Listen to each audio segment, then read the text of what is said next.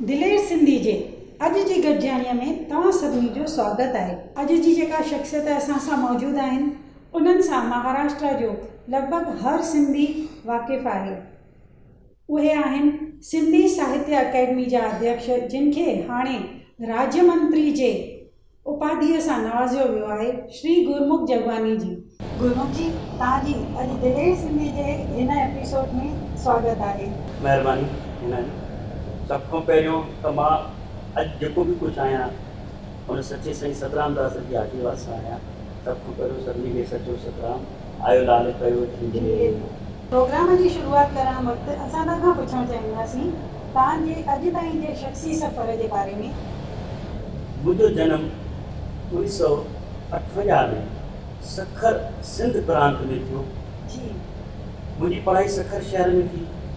उतो मुंहिंजी medical college लाड़काने में एडमिशन थी MBBS लाइ। मां उते MBBS करे सिंध प्रांत में शादी जेका थी उहा मुंहिंजी लाड़काने जे भरिसां शहदादपुर शहर आहे, उतो थी। 80 में मुंहिंजी शादी थी ऐं शादी करे मां हिंदुस्तान पहिरियों दफ़ो इंडिया में मुंहिंजा मिट माइट रहंदा हुआ जलगांव शहर जे भरिसां घुमणु आयुसि। मां हिते घुमणु आयुसि। हितां जो माहौल, हितां जी हिंदुअत जे बारे में जेका मूंखे जज़्बो लॻो या संतन सूफ़ियुनि जी जेके नगरी जे बारे में ॾिठुमि त मूंखे हिकिड़े मन में इहा लालसा थी त मां छो न हिंदुस्तान में पासो कयां।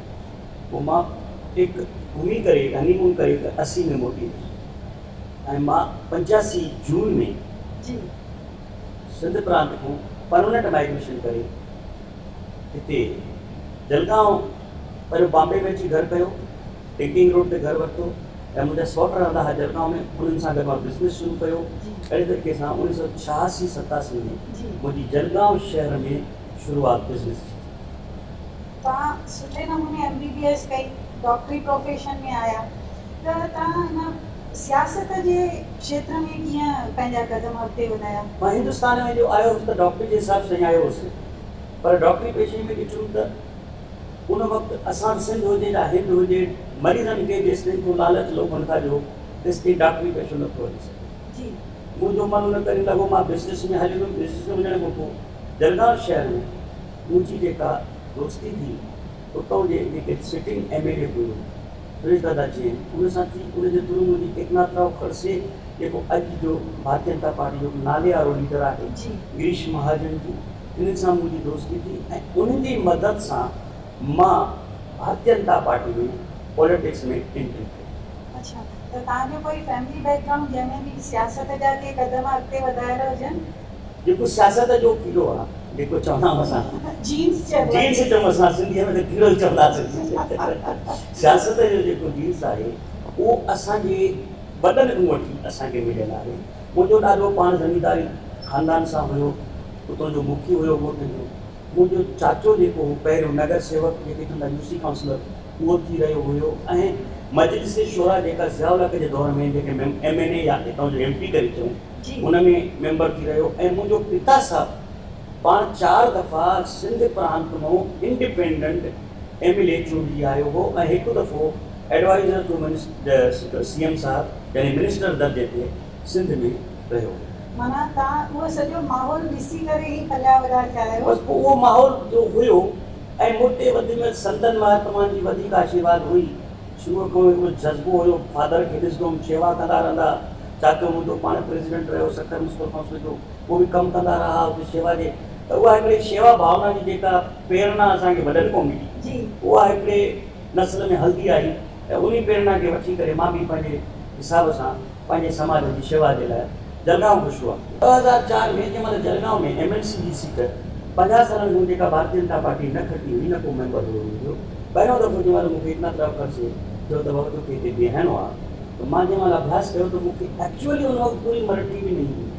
अच्छा, हा, तव्हां पाकिस्तान मां सिंध मां न ॾियां सिंधी, उर्दू, इंग्लिश ते कमांड हुयो।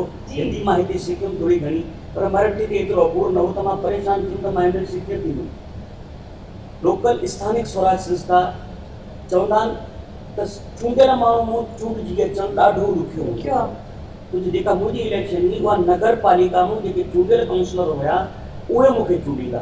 अच्छा, जेके स्थानिक स्वराज संस्था करे चवंदा आहिनि उन मां मूंखे जंहिं महिल बीह आहियूं त मूंखे हक़ीक़त में का ख़बर कान हुई भई इलेक्शन कीअं थींदी।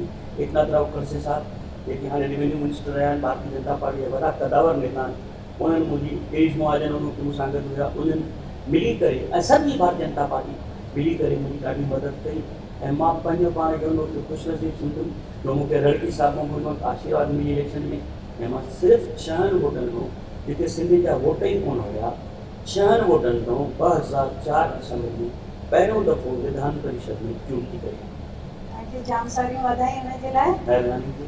सिंधियुनि जे लाइ तव्हां हिन वक़्तु ताईं पंहिंजे कार्यकाल में कहिड़ा वॾा कार्य कया आहिनि सिंधी जातीअ खे हिमथाइण जे लाइ, हुनजे वाधारे जे लाइ?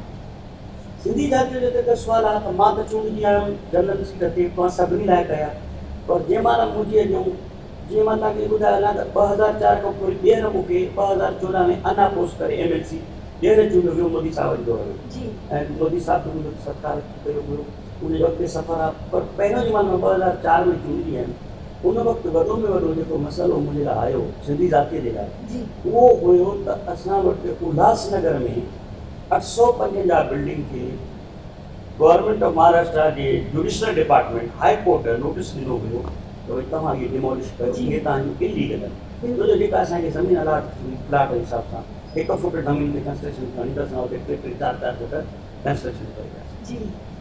कीअं बि थियो, असां सिंधी आयासीं तॾहिं असां को वसीला कोन हुआ वधण जा, असां हीअं न वधियासीं, असां हीअं वधंदासीं।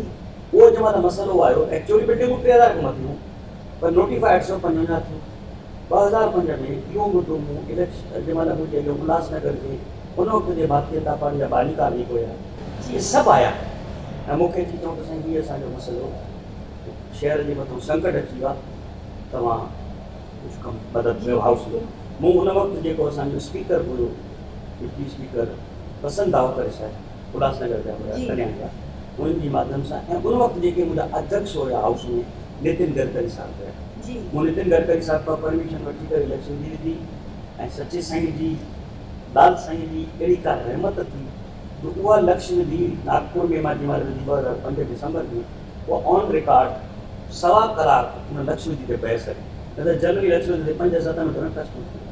गडकरी साहिब सुठी मदद कई ऐं कांग्रेस वारनि कई, NCP वारनि कई, शिवसेना वारनि कई, सभिनी मिली करे उन लक्ष्य निधि मथां फोकस कयो त भई इहो सिंधियुनि सां ज़ुल्म थियो आहे, इन जो हल करे। ऐं उन वक़्तु तात्कालीन जेके असांजा CM हुया विलासराव देशमुख ऐं राजेश टोपे मंत्री हुया, उन्हनि इहो निर्णय खयो त भई उल्हासनगर खे हिकिड़ो स्पेशल कैटेगरी करे शहर घोषित कयो वञे ऐं इनखे स्पेशल FSI 4 करे ॾिनी वञे हिकु ई जाइ ते, त जीअं उनजे मथां पेनल्टी रखूं त उहो भरे करे रेगुलराइज़ कराए। ईअं पहिरीं में पहिरीं हिकिड़ी सिंधियत जी जीत जेका महाराष्ट्र असेंबली में थी या थी, तंहिंखां पोइ मां जंहिं महिल दौरो शुरू कयोसि महाराष्ट्र जो, त मूंखे सभ खां वधीक जेको तकलीफ़ थी त सिंधी जेके असां 47 में असां माइग्रेट करे आयासीं त असांखे हिते कंपनसेशन फुल प्रॉपर्टी अंदरि असांखे प्रॉपर्टी ॾिनी, जेके असां हुते छॾे आयासीं मुंहिंजे साम्हूं ॾिनी, पर ग़लती सां असांखे जेको उतारे ते गवर्नमेंट ऑफ महाराष्ट्र जो नालो लिखी असांखे 50% रेडी रिकनर हिसाब सां हर दफ़े गवर्नमेंट खे भरणो पियो पए। 30 कानूनूं पहिरियों महाराष्ट्र में हुयूं, जिन खे इहो जंहिंमें थाणा कोपरी कॉलोनी हुई, अकोला ऐं नंढा नंढा ॻोठनि में ॾाढी तकलीफ़ हुई, नागपुर, अकोला, जलगांव, नंदुरबार, धुलिया, चालीसगांव।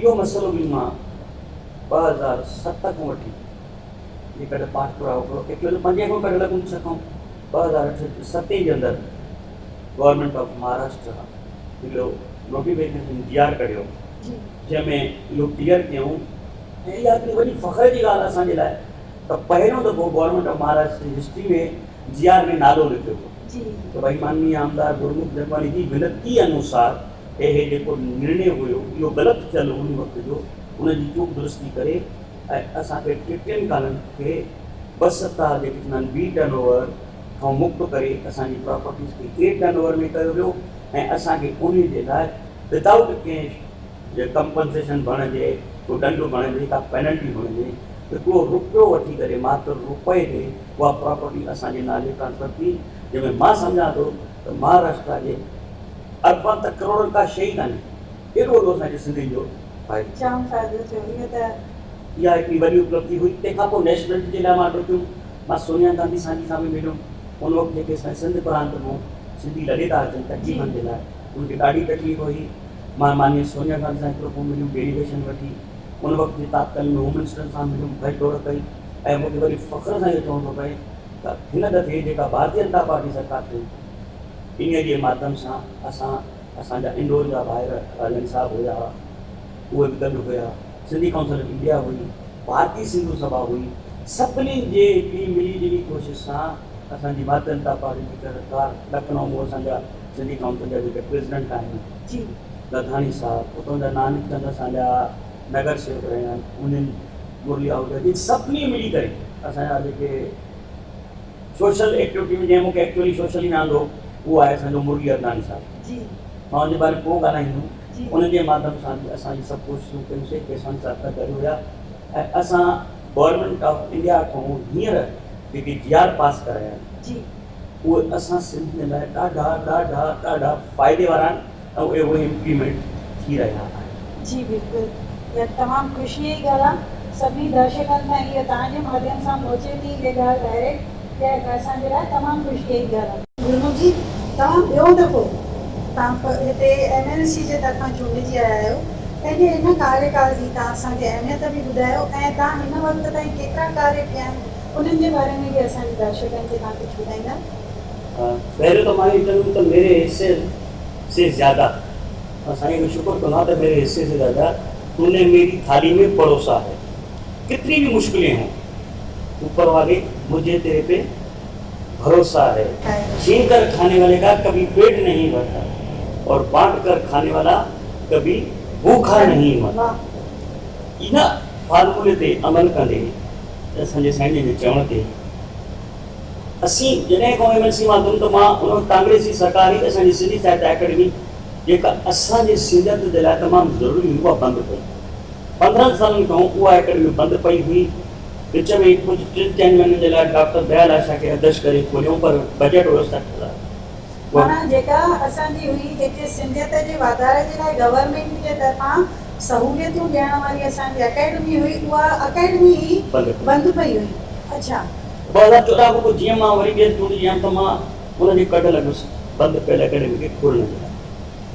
सेंटर जी सरकार अची वई, पहिरियों मोदी साहब प्राइम मिनिस्टर थिया, असांजी सुमती रानी जी असांजा फैमिली मेंबर हुई, उन्हनि खे पहिरियों अप्रोच कयोसीं।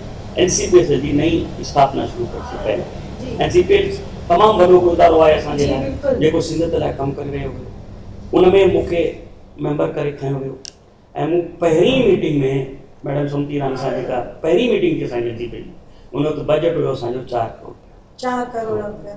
मूं पहिरीं मीटिंग में मैडम खे चयो त भई जेके तव्हां पुरस्कार ॾियो था ₹1,00,000 जो असांजे हिकिड़े साहित्यकार खे मदद करण जे लाइ, अॼु जे इहो पुरस्कार 20 साल पुराणो ₹1,00,000 हुयो। हाणे हेतिरी महांगाई थी वई आहे त तव्हां इहो पुरस्कार ₹1,00,000 नथो खपे। हुननि मूंखां पुछियो छा खपे, मां चयो 5 लख कयो ऐं जेके 50,000 ॾींदा उनखे ₹1,00,000 कयो। ऐं मूंखे वरी ख़ुशी आहे हिन ॻाल्हि जी त मैडम उते भरे स्पीच में चयो त जगवानी साहब सां मां गॾु कमु कयो आहे ऐं मां हुन सां गॾु जलगांव में रही आहियां, कमु बि कयो आहे ऐं मां हिन जी डिमांड खे मञींदे 4 करोड़ मां 8 करोड़ रुपया पहिरीं मीटिंग में इहो फंड पास थियो ऑन रिकॉर्ड आहे। ऐं हर बेस्ट पुरस्कार जेको ॾींदा आहिनि उहो 5 लख रुपया ॾींदा। उनजे माध्यम सां असां सिंधी वाधारे कोशिशि कईसीं, सिंधी ॿोली जे वाधारे लाइ, जंहिंमें असां इंदिरा गांधी ओपन यूनिवर्सिटी खे ₹1 करोड़ ॾिनोसीं, फैज़ाबाद यूनिवर्सिटी खे ₹1 करोड़ ॾिनोसीं, अहिड़े तरीक़े सां बॉम्बे में ₹1 करोड़ ॾिनोसीं उन कार्यकाल में। ऐं CDEX जे माध्यम सां सिंधी लिटरेचर खे ट्रांसफर करण जी कोशिशि कईसीं त जीअं ईंदड़ पीढ़ी जेका आहे असांजी उहा पोइ जेके शाइर राइटर जेके बि आहिनि उनखे पढ़ी सघे थी, उहे रिज़र्व थियनि। तंहिंखां पोइ असां महाराष्ट्र सिंधी साहित्य अकेडमी ॾे वधियासीं। महाराष्ट्र जी सरकार थी, तंहिंखां पोइ असांजी सरकार ठही सेप्टेंबर अक्टूबर में, असीं उनजे करे लॻासीं। असां पहिरियों दफ़ो महाराष्ट्र सिंधी साहित्य अकेडमी जो गठन कयोसीं। असांखे मूंखे कार्याध्यक्ष करे उन खयो वियो, असीं गॾु कोशिशि कईसीं। असां 30 ॼणनि खां वधीक असां हुन में मेंबर कयासीं, छो जो मूंखे ख़बर आहे त असांजा सभु सिंधी VIPs आहिनि। हिकिड़ो बि को रहिजी वेंदो त असां सिंधियुनि में इहा वॾी में वॾी ॻाल्हि आहे त भई हिकिड़ो को रहिजी थो वञे त ॿियो वञी टंग छिकण जी कोशिशि कंदो आहे। ऐं उहो मूंखे पर्सनली इहो ॾाढो फील बि थियो आहे, मूंखे मूंसां इहो कयो बि वियो आहे। पर ठीकु आहे, हर कंहिंजो कमु आहे कोशिशि करणु। असां उहा कोशिशि कईसीं। असांखे पहिरें झटके में करोड़ रुपयो माननीय CM साहब विनोद तावड़े जी जेके असांजा मिनिस्टर हुया उन वक़्तु अॼु बि आहिनि, करोड़ रुपयो असांखे बजट सैंक्शन कयूं। पर गवर्नमेंट नाम्स में छा हूंदो आहे, बजट खे कटौती लॻंदी आहे, 20% 30% सभिनी स्कीमुनि खे लॻंदी आहे। अहिड़े तरीक़े सां असांखे 70 लख रुपया क़रीब। असांजो पहिरियों पर्पज़ जेको हुन में इहो हुयो त सिंधी जेके राइटर आहिनि, पोएट्स आहिनि, कलाकार आहिनि, एकेडमिक साहित्य सां तालुक़ु रखनि था, त उन्हनि जी मदद कई वञे, उन्हनि खे पुरस्कार ॾिनो वञे, उन्हनि जो सम्मान कयो वञे। ऐं हर शहर में ख़बर पए त हे सिंधी राइटर आहे। असां 3 सम्मान पहिरियों 2 सम्मान करे चुका आहियूं 2 सालनि जा, ऐं हीउ 3 सम्मान असां हाणे 15 तारीख़ ते उल्हासनगर में करे रहिया आहियूं एकेडमी जी तरफ़ां। पर हिन जी तकलीफ़ इहा थी वई, जेका मां अंदरि सिंधी साहित्य अकेडमी वञी करे ॾिठो त असांजी जेका भाषा आहे उहा अॼु वञे थी पोइते पवंदी। इहो ई पई मां तव्हां खां पुछणु चाहियां त तव्हां हाणे बि चयो त साहित्यकारनि जे लाइ तव्हां हेतिरो सुठो सहूलियतूं ॾिनियूं आहिनि, पर अॼु असांजी सिंधी लिपीअ ते ई हिकिड़ो आहे त देवनागरी लिपीअ में उहा कन्वर्ट थी वेंदी थी वञे, जेका की उन जे बारे में मां तव्हांजी राय पुछणु चाहींदमि। हा, देवनागरी ते लिपि अचूं था, जेको मेन असांखे जो प्रॉब्लम अॼु जी तारीख़ में आहे उहो इहो आहे त साहित्यकार त आहिनि, लिखनि बि था सिंधी में, तव्हांजी देवनागरी में लिखनि था, तव्हांजी अरबिक लिपि में बि लिखनि था, पर पढ़ण वारा अॼु आहिनि ई कोन। तव्हां केतिरो बि लिखो, जेसिताईं तव्हांखे वाचक न हूंदो, पढ़ण वारो न हूंदो, तव्हांजी का वैल्यू कान्हे। उन जे लाइ मां माननीय CM साहब सां हाणे 8 ॾींहं पहिरियों मिलियुमि ऐं उन्हनि खे ॿुधायो त असांजा हे प्रॉब्लम आहिनि, त हुनजो तव्हांखे छा करिणो आहे। मां चयुमि साहित्य अकेडमी सां गॾु गॾु कला अकेडमी बि जोड़ी वञे, त जीअं जेके कलाकार आहिनि, जेके नाटक था कनि, नंढा वीडियोस ते सोशल मीडिया ते नंढा वीडियो ठाहिनि था, या पिक्चर जी माध्यम सां सिंधी कला खे ॾेखारीनि था। छो जो हिकिड़ी चवणी आहे त जेसिताईं इहे कलाकार, इहे राइटर, इहे शाइर जीअरनि, तेसिताईं असांजी सिंधी सभ्यता, सिंधी ॿोली जीअरी रहंदी। अगरि इहे गुम थी आहे त असांजी ॿोली कॾहिं बि ज़िंदा न रहंदी। इन्हनि जे सदके असांजी ॿोली हली रही आहे। त मूंखे CM साहब चयो ठीकु आहे, तव्हां भले कयो। ऐं हाणे नई जेको असांजो बजट ईंदो उन में कलाकार बि असां जुड़ंदा। असां उन कलाकारनि जे माध्यम सां सिंधी राइटर्स जी, जेको पोएट आहे, शाइर आहे, उन्हनि जी नंढियूं सीडियूं ठाराईंदासीं, वीडियो क्लिप्स ठाराईंदासीं, सोशल मीडिया ते हलाईंदासीं, सिंधी माण्हुनि ॾे मोकिलींदासीं। कोशिशि कंदासीं त हू लिखनि ऐं हू ॻाइनि ऐं हू वीडियो जे माध्यम सां, सोशल मीडिया सां असांजी सिंधी जेका आहे वधंदी रहे। अरबिक सिंधी जेका आहे, जेका असांजी ओरिजिनल असां सिंध प्रांत मां खणी आयासीं, एक्चुअली इहा मुग़लनि जे दौर खां पोइ, जंहिंमहिल मुग़ल मोहम्मद बिन क़ासिम जो दौरु आयो, जे सिंध ते राजा ॾाहर ते हमिलो थियो त मोहम्मद बिन क़ासिम थी जंहिं कब्ज़ो वरितो, त इहो अरबिक लिपि खणी आयो। ओरिजिनल असांजी जेका सिंधी आहे उहा देवनागरी में हुई शुरू में सिंधी लिपि हुई, अरबिक लिपि न हुई, अरब खां आई, तॾहिं हुनखे अरबिक लिपि चवंदा आहियूं। उन खां पहिरियों जेका हुई उहा असांजी हिंदी लिपि में लिखंदा हुआ, जेके देवनागरी टेंसियूं। अरबिक लिपि जेका उनजो वाधारो जंहिं महिल थियो, जॾहिं मोहम्मद बिन क़ासिम सिंध प्रांत में आयो, तॾहिं खां असांजी अरबिक लिपि चालू थी। अरबिक लिपि कॾहिं ख़तमु न थींदी जेसिताईं इहा दुनिया आहे, जेसिताईं सिंध प्रांत आहे। तो सिंध प्रांत में अॼु बि 3 करोड़ खां वधीक सिंधी मुस्लिम जेको रहे थो उहो अरबिक भाषा में लिखे थो। असांखे तकलीफ़ कहिड़ी आहे हिंदुस्तान में, असां वटि अरबिक भाषा जा जेके क्लासिस खुलिया हुया पहिरियों, उहे आस्ते आस्ते आस्ते आस्ते बंदि था थींदा वञनि। छो जो 58-60 खां असांजी तकलीफ़ इहा आई त असां माण्हुनि खे सेटल थियण लाइ तकलीफ़ हुई, घर न हो, दुकान न हुआ, धंधा न हुआ, बिज़नेस न हुआ। असांखे पहिरियों इहो कमु करिणो हो त असां पंहिंजी सेटलमेंट कयूं। सेटलमेंट करण खां पोइ जंहिं महिल असां एजुकेशन जी फील्ड में आयासीं, असांजा ॿार वधिया, असां सेटल थियासीं। 80s-70s खां पोइ असांजी ॿारनि जी एडमिशन जे लाइ कोशिशि करणु पई। तव्हां ॾिसंदव त सिंधी 70s खां पोइ गवर्नमेंट सर्विस में वधी विया आहिनि, नौकरियुनि में वधी विया आहिनि, एजुकेशन जी फील्ड में वधी विया आहिनि, डॉक्टर्स वधी विया आहिनि, इंजीनियर वधी विया आहिनि। त इहे जेके वधिया, उन वक़्तु सिंधी भाषा ॾे ध्यानु ई न ॾिनो। उन में ग़लती असांजी वॾनि जी आहे। असां इंग्लिश ते, हिंदी ते, लोकल भाषाउनि ते ध्यानु ॾींदो। ऐं इहो ज़रूरी बि आहे त जंहिं स्टेट में असां रहूं था, असां वटि हिंदुस्तान में सभिनी स्टेट्स में रहूं था, 5 खां 6 स्टेट में असां सिंधियुनि जी मेजॉरिटी आहे, जंहिंमें गुजरात, महाराष्ट्र, MP, छत्तीसगढ़, राजस्थान ऐं दिल्ली ऐं UP में। बाक़ी स्टेट्स में असां तमामु घटि आहियूं। त असां जंहिं स्टेट में रहूं था उन स्टेट जी बि ॿोली सिखणु ज़रूरी ज़रूरी आहे। आहे। अगरि असांखे लोकल माण्हुनि सां लोकल स्टेट में रहणो आहे त पहिरियों उन ॿोली ते बि कमांड हासिल करणु ज़रूरी जी आहे। बिल्कुलु त असांजो उन वक़्तु पर्पज़ जेको सो सिंधियत तां हटिजी वियो। बिल्कुलु असांजी यंग जनरेशन जेका आहे सिंधी पढ़ी कान, स्कूल जेके हुयासीं बंदि थी विया, देवलाली में बंदि थी वियो, उल्हासनगर में बंदि थी वियो, जरगा में बंदि थी वियो, दुनिया में बंदि थी वियो। हाणे असां कोशिशि करे रहिया आहियूं। माना हालातुनि जे हलंदे असांजे लिपीअ ते बि असर अची वियो, ॿोलीअ ते बि असर अची वियो। वरी बि असां ख़ुशनसीब आहियूं जो हाणे गुज़रियत 10 सालनि खां जी असांजी लिपि, असांजी ॿोली, असांजी सकाफ़त खे वधाइण लाइ भारतीय जनता पार्टी जे मां चवंदुसि दौर में जी वाधारो थियो आहे। एनसीपीएस जे माध्यम सां चओ, एकेडमीज़ जे माध्यम सां चओ, 5 स्टेट्स में भारतीय जनता पार्टी तरफ़ों एकेडमी खुली हुई। बजट मिलियो वियो त सिंधी ॿोलीअ खे वाधारे लाइ तव्हां कोशिशि कयो। पर यंग जनरेशन अॼु बि अरबिक लिपि ॾे नथी वञे, देवनागरी ॾे वरी बि वञे थी। उन्हनि खे अलॻि सां सिखणी नथी पए। अच्छा ॿी ॻाल्हि तव्हां ॾिसो न, अॼुकल्ह ॿार जेके आहिनि, असां बि वरी वञूं व्हाट्सअप ते बि लिखूं सिंधीअ में था पर लिखूं इंग्लिश में था। अल्फाज़ इंग्लिश या हिंदीअ जा आहिनि, अल्फाज़ या हिंदीअ जा आहिनि या इंग्लिश जा आहिनि, पर ॿोली उहा सिंधी आहे। त जे हिंदीअ में लिखूं था त देवनागरी थी वई, जी इंग्लिश में बि लिखूं था, असांजी सिंधी घटि में घटि ॿोली त ज़िंदा रहे थी। जी माना हिन वक़्तु असांखे पंहिंजी ॿोलीअ खे बचाइण जे लाइ वधीक फोकस करणु खपे। लिपि पोइ देवनागरी ही सही, पर सही आहे त देवनागरी बि ज़िंदा रही त असांजी ॿोली त ज़िंदा रहंदी। जी बिल्कुलु बिल्कुलु। ऐं उन में अॼु जे ख़ासि करे संतनि महात्माउनि ते बि मां चवंदुमि, जेके असांजा हिंदुस्तान लेवल ते संत महात्मा आहिनि, उन्हनि जो बि फर्ज़ु आहे त उहे बि पंहिंजा लेक्चर्स, पंहिंजा प्रवचन्स, पंहिंजूं ॿोली ॻाल्हाइणियूं गीत अगरि सिंधी ॿोली में ॻाईंदा जी त वधीक त उनजो बि हिकिड़ो असर, इम्पैक्ट अॼु जी यंग जनरेशन ते थींदो। सुबुह जो उथण सां माउ पीउ जो फर्ज़ु आहे त घर में साईं कंवरराम साहिब जो हिकिड़ो शब्द हुजे, हिकिड़ी ॿोली हुजे। सुखमनी साहिब सिंधीअ में आहे, जेको बि जंहिं धर्म पंथ खे मञे थो उन संतनि जो अगरि सिंधी भाषा में उहा घर में सीडी या वीडियो हलाईंदा त यंग जनरेशन रोज़ ॿुधंदी त आख़िर उहे अखर मुंहिंजे दिमाग़ में वेंदा ऐं पंहिंजी ॿोली ऐं सकाफ़त इहा ज़िंदा रहंदी। तमामु सवलो तरीक़ो आहे इहो, त माना सोशल मीडिया हिते बि पंहिंजो असरु ॾेखारे थी सघे थी पई।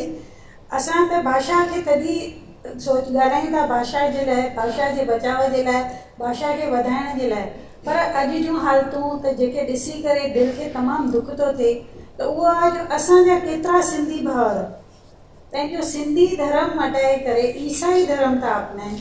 इहा हिकु तमामु दुख जी ॻाल्हि आहे। इन जे बारे में तव्हां छा चवणु चाहींदा? हिन जी सच जी ॿेड़ी जेका आहे उहा लुॾंदी ज़रूरु आहे पर ॿुॾंदी न आहे। बिल्कुलु।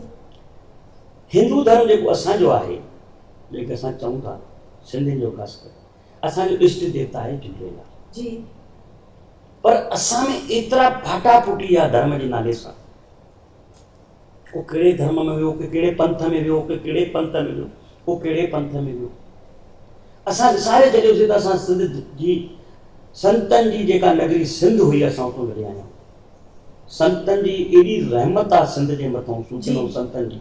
तव्हां हिस्ट्री ॾिसंदव त अमर शहीद साईं सचो सतराम दास, अमर शहीद भगत कंवरराम साहिबु, छदानी दरबार साहिबु, रोड़ीअ वारो रहबर, पारू शाह वसणकोट, शिकापुर जी दरबार, दादू में अचो उहे दरबारूं, पीरकोटे में अचो बैतूरामा जी दरबार, सखर साध मिलो पाण इट सेल्फ, लाल साईं जो अवतार जो पूरो जनम जेको थियो उॾेरे लाल में थियो, हिंगलाज माता जी, इहे सभु सिंध प्रांत में। त सिंध प्रांत जे मथां सूफ़ी संतनि जी एॾी रहमत रही। असांजो अक़ीदो कमज़ोर थी वियो। असांजो जेको अक़ीदो हुयो लाल साईं जे मथां, सतराम दास साईं जे मथां, कंवरराम साहिब जे मथां, हिकु उन में कमी आई जो असां पंहिंजा पंथ मटायासीं।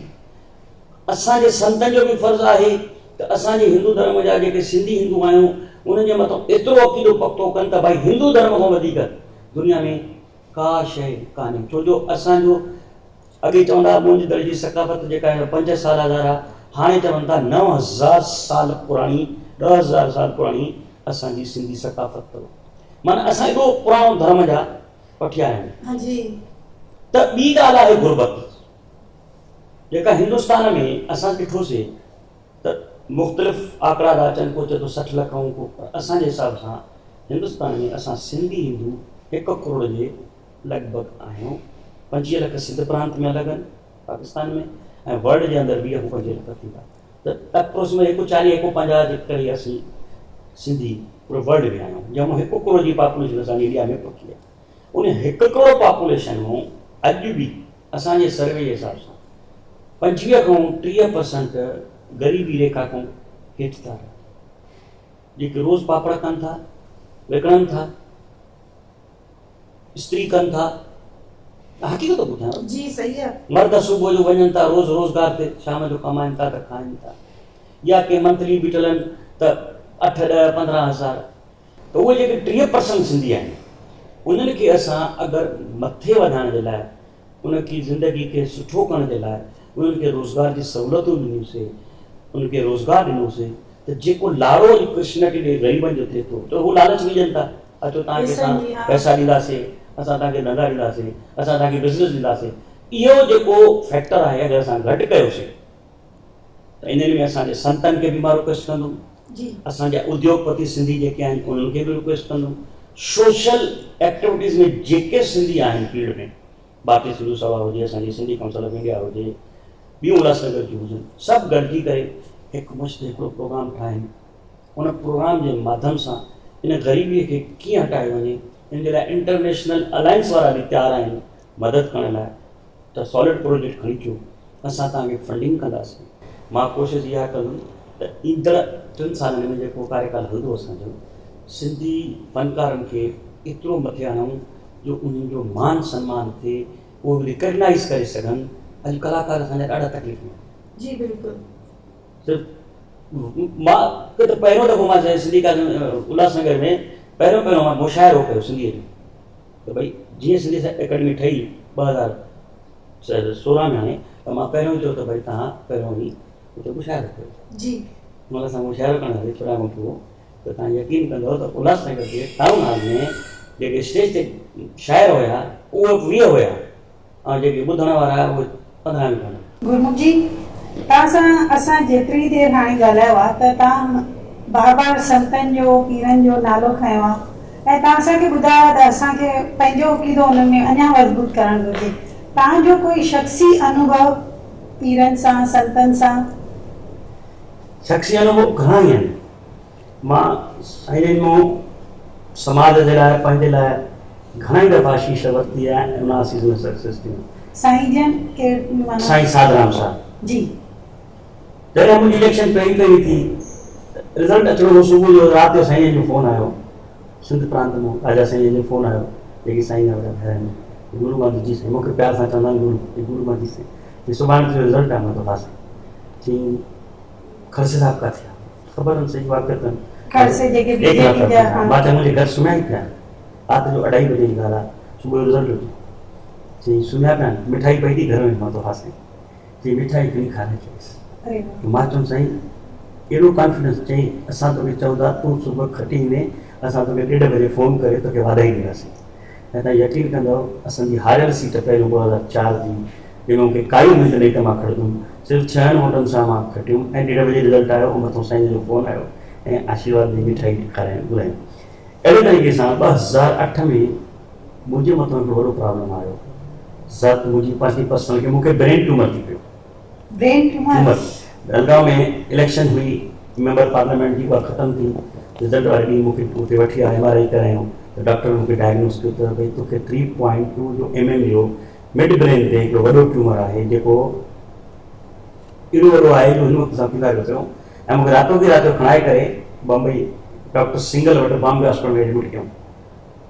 सभु मुंहिंजा पॉलिटिकल दोस्त सभु हुया, घर वारा, ऐं मुंहिंजी वाइफ उन वक़्तु मूंखे ॾाढो वॾो सपोर्ट कई ऐं साथ ॾिनो त भई न चिंता न आहे। असीं आयासीं बॉम्बे हॉस्पिटल में, डॉक्टरनि चेकअप कयो, सुबुह जो मूंखे चयो ब्रेन ट्यूमर त आहे, पर इन जी का सर्जरी बि कान थींदी ऐं हिन जी का ट्रीटमेंट भी कान्हे का, और जेतिरो लाइफ प्रोलॉन्ग थी सघे असां मेडिसिन ते रखंदासीं। हाणे ठीकु आहे, मूं राति जो साईं खे फ़ोन कयो जलगांव निकिरण खां पहिरियों, त साईं जन मूंखे चयो मां सुबुह ॻाल्हाईंदुसि।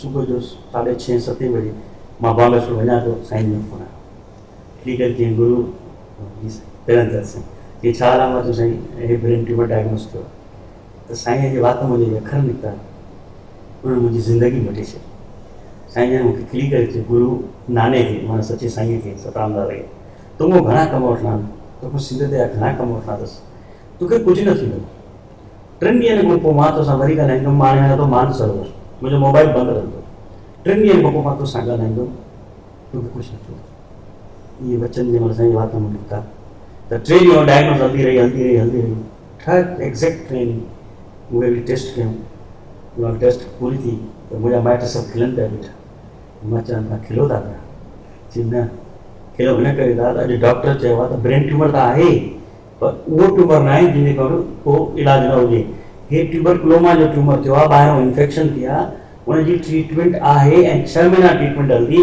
ऐं बिल्कुलु ट्यूमर निकिरी वेंदो ऐं सचे साईं जी रहमत थी त मुंहिंजी 6 महीना ट्रीटमेंट हली ऐं मां जो उहो ट्यूमर निकिरी वियो पर उन 6 महीने जेको एक्सपीरियंस आहे न जी मुंहिंजी लाइफ में अनरिसर्वेबल एक्सपीरियंस आहे जो उन 6 महीना मां बैठ के हुउसि 6 महीने जी ट्रीटमेंट पे हली उन 6 महीननि में मुंहिंजी घरवारी मुंहिंजे ॿारनि मुंहिंजे भाइरनि जेका मुंहिंजी सपोर्ट कई दोस्तनि उते मूंखे लॻो त घरवारीअ खां बग़ैर ज़िंदगी इंसान जी हक़ीक़त में अधूरी अथव छाकाणि चवंदा आहिनि त वाइफ अदांगनी हूंदी आहे ॿियो शरीर हूंदो आहे बीमारी में मुश्किल हालात में घरवारी जी ख़बर पवंदी आहे हुन मूंखे हर तरीक़े जो साथ ॾिनो मूंखे बाथरूम बि वठी वेंदी हुई माना जेका बि ज़िंदगी जी ज़रूरत हुई मां बि कई घरवारी बि कई ॿार वांगुरु बि कई खिलाईंदी बि हुई जी त अहिड़ी पर 6 महीने पोइ मां ठीकु थियुमि त मां रड़की साहिबु मथो टेक लॻियो ऐं साईं खे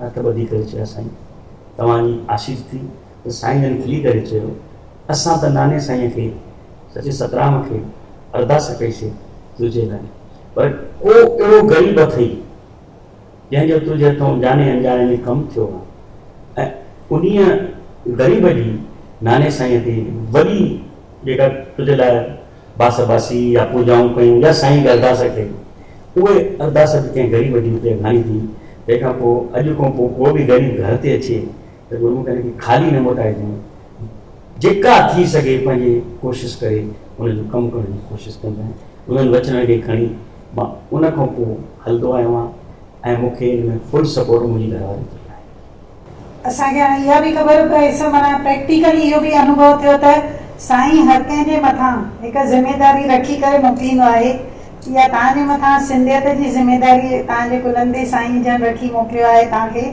अञा सुठी सघ ॾींदो रहे साईं त जीअं अञा तव्हां सिंधियत जे वाधारे जे लाइ कई कम कंदा रहो ॻाल्हि खे अॻिते वधाईंदे मां इहो ज़रूरु पुछणु चाहींदसि त जेको असांजी भाषा जो सिंधियत जो नुक़सानु आहे उहो हिकु सभिनी जे मुंहं मां असां ॿुधंदा आहियूं त असां सिंधियुनि खे हिकु स्टेट कान्हे त छा ईंदड़ वक़्त में जीअं तव्हां हेतिरियूं कोशिशूं करे रहिया आहियो त असां हिकु स्टेट जो सुपिनो ॾिसी सघूं था जे प्रैक्टिकली पुछो त सुपिनो ई हूंदो आहे सुपिनो साकार न थींदो इहो सुपिनो साकार थिए आहे उन वक़्तु माना 27 में असां लॾी आयासीं ॼण आदिपुर कच्छ में असांखे स्टेट जी ऑफर कई वई ऐं उतां जे उन वक़्तु जे लीडरनि कोशिशि बि कई शहर बि वसायो गादीपुर हाणे इहो सुपिनो ई बेकार आहे छो जो असां एतिरा टिड़ी पकड़िजी विया आहियूं असांजी जेका सिंधियुनि जी अॼुकल्ह जेका पीढ़ी आहे एतिरी अॻिते हली वई आहे जो हो जंहिं स्टेट में रहनि था मां त इहा ई सिंधियुनि खे अपील कंदुमि त तव्हां जिते बि रहो था पूरी दुनिया में उते पंहिंजी सिंध ठाहियो उते पंहिंजी सकाफ़त वधायो उते पंहिंजी ॿोली वधायो उन स्टेट खे ई पंहिंजी सिंध मां करे सम्झो तॾहिं असांजी उन्नति थींदी जी इहो मुश्किल आहे ॾाढो हिन दौर में पॉलिटिकली बि चवां सिंध जे हिसाब सां चवां इहे जेके बि माण्हू चवनि था इहे ॻाल्हियूं आहिनि जी पर असांखे लैंडलेस सिंधी करे बि असांखे गवर्नमेंट जे तरफ़ां हिकु नागरिकता जा हक़ त असां सिंधियुनि जो हक़ आहे न उहे बि त असांखे मिलणु खपनि असां वटि नागरिकता जा हक़ त सभु आहिनि पर असां अॼु खां असां जॾहिं सोनिया गांधी साहिबु मनमोहन साहिबु प्राइम मिनिस्टर हुते हिकिड़ो डेलीगेशन खणी मुरली अदलानी मां नानी काहूजा अमरावती मां कन्हैयालाल गिदवाणी साहिबु जेके मूंसां गॾु MLC हुया गुज़ारे विया आहिनि गॾिजी करे सोनिया गांधी सां मिलियासीं जंहिंमें असां हिकिड़ो मेमोरेंडम ॾिनो होसीं त जीअं असां सिंधियुनि खे स्टेट कान्हे का त असांखे उनजे बदिले कुझु हक़ ॾिना वञनि जंहिंमें हिकिड़ी असांजी डिमांड हुई त सिंधियुनि खे हिकिड़ो बोर्ड ठाहे ॾिनो वञे जंहिंमें 2,000 करोड़ जी असांखे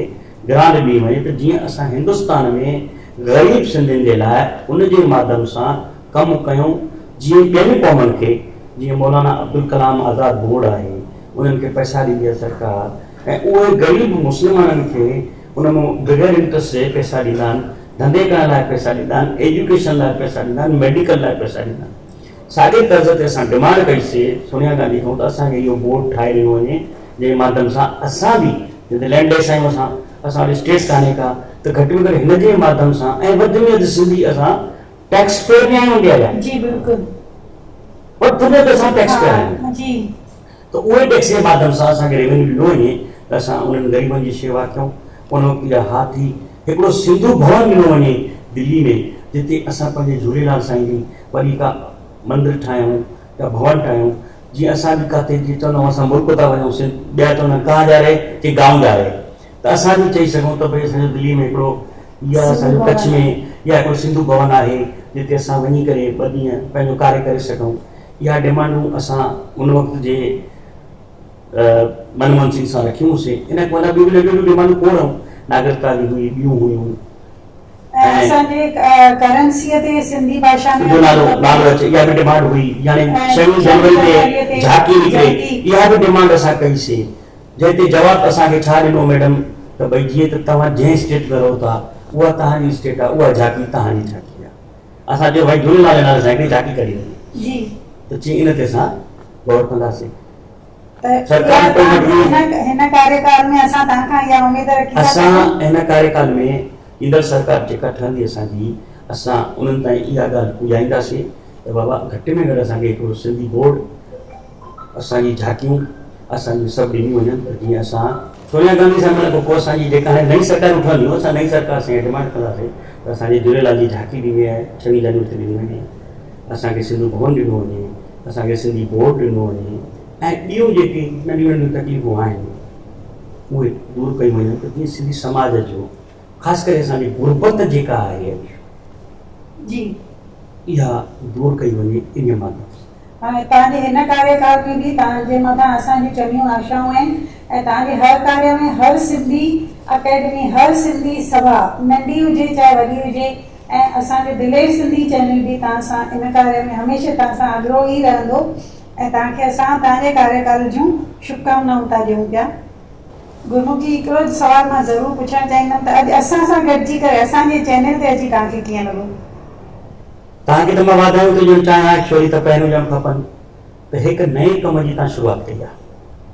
हीउ हिकिड़ो तमामु ॾुखियो जॉब बि आहे, तमामु टाइम कंज़्यूमिंग जॉब बि आहे, एक्सपेंसिव जॉब बि आहे, पर शुरूआत करण सां ई असांजे समाज में अञा केतिरा हीरा अहिड़ा आहिनि जेके कमु त कनि था पर उनजी क़दुरु कान्हे का, उनजे कम जे अॻिते वधाइण लाइ का एक्शन, लाइन ऑफ एक्शन कान्हे का। तव्हां इन जा पात्र वधाईंदा त तव्हांजे माध्यम सां असांजे समाज में जेके रतन जवाहिर अञा पिया आहिनि उहे अॻिते ईंदा, माण्हुनि खे ख़बर पवंदी, ऐं उनजे माध्यम सां ॾिसो सभु ॻाल्हि तव्हां या मां थो ॾिसो, मुंहिंजी बि लिमिटेशन आहे, तव्हांजी बि लिमिटेशन आहे, हर फील्ड जो अलॻि अलॻि माण्हू आहिनि। जे असां सभिनी खे गॾु कंदासीं त तव्हांजो जेको मिशन आहे त भई हिंदू सिंधी धर्म जे लाइ असां कुझु करे सघूं, त जंहिं महिल सभु हीरा गॾु थी करे हिकिड़ी माला ठहंदी, मोतियुनि जी हिकिड़ी सुहिणनि मोतियुनि जी हिकिड़ी जेका माला ठहंदी, जंहिं महिल माला ठहंदी त ज़ाहिर आहे उहा कंहिं ॻिठी में त विझंदासीं, थी सघे थो तव्हांजी इन मोतियुनि जे माला जे करे कंहिं न कंहिं सिंधियुनि जो अॻिते भलो थिए। तव्हांखे इन लाइ वाधायूं। तव्हांखे अञा ॿियो कोई पैगाम जेको सिंधियुनि खे असांजे चैनल जे माध्यम सां ॾियणो हुजे? हिन जी तव्हां असां वेठी आहियूं हिकिड़े चिराग वांगुरु आहियूं, असांजो पंहिंजो कोई घर कोन्हे, असां जाॾे बि वेंदा आहियूं सिंधियत जी रोशनी फैलाईंदा आहियूं, सिंधियत लाइ कमु कंदा आहियूं। आख़िरी मां एतिरो ई चवंदुमि त मुंहिंजे सचे साईं सां, मुंहिंजे हुन झूलेलाल साईं सां हिकिड़ी प्रार्थना आहे त मुंहिंजा साईं असांजा सिंधी जिते बि रहनि ख़ुशि रहनि, ख़ुशहाल रहनि, वधंदा रहनि, विझंदा रहनि, गमन खां आज़ादु हुजनि, मुस्कुराईंदा रहनि। ऐं मां हमेशह जाते वेंदो आहियां सिंधियुनि जा हिकिड़ी चवंदो आहियां त मुल्क हर महिलात जी, मुल्क हर महिलात जी मां तोतों घोरे छॾियां, मुल्क हर महिलात जी मां तोतों घोरे छॾियां, मुंहिंजो वस हुजे त मां हर सिंधीअ खे सोन में तोड़े छॾियां, सोन में तोड़े छॾियां। तव्हां घुरायो तव्हांजी वॾी वॾी महिरबानी। ऐं असांजे लाइ कोई बि सिंधियत लाइ कमु हुजे, ॾुख हुजे, सुख हुजे, कंहिं बि सिंधी भाउ खे हिंदुस्तान लेवल ते हुजे, असांखे यादि कंदा त असां कोशिशि कंदासीं त उन कम में शरीक थी करे सचे साईं जी आशीर्वाद वठी करे उनजो कमु अॻिते वधायूं। महिरबानी। अॼु गुरमुख जी सां ॻाल्हाए करे फ़नकारनि जो जोश उत्साह वधियो हूंदो ऐं चङियूं ई नयूं ॻाल्हियूं असांखे ख़बर पयूं हूंदियूं ऐं चङियूं नयूं उमेदियूं बि असांजे अंदरि जागियूं आहिनि। तव्हांखे गुरमुख जगवानी जी खां अगरि कोई ॿियो बि सवाल पुछिणो हुजे त कमेंट बॉक्स में ज़रूरु ॿुधाईंदा असांखे, त जीअं असां गुरमुख जगवानी जी ताईं तव्हांजो उहो सवाल पहुचाए सघूं। तव्हांजे शुभकामनाउनि जे लाइ ढेर सारी धन्यवाद ऐं हमेशह असां सां हिन कार्य में सहयोग ॾींदा रहंदा, इहा असांखे उमेद आहे तव्हां। दर्शको, हेतिरियूं संस्थाऊं NCPSL, सिंधु अकेडमी चङो ई सुठो कार्य करे रहियूं आहिनि। अचो त ॾेई हथ में हथु हिकु क़दम अॻिते वधायूं, सिंधी ॿोली ऐं तहज़ीब खे ऊचाइयुनि ताईं पहुचायूं, सिंधियुनि जो शान वधायूं। जीअं असांजी सिंधियत।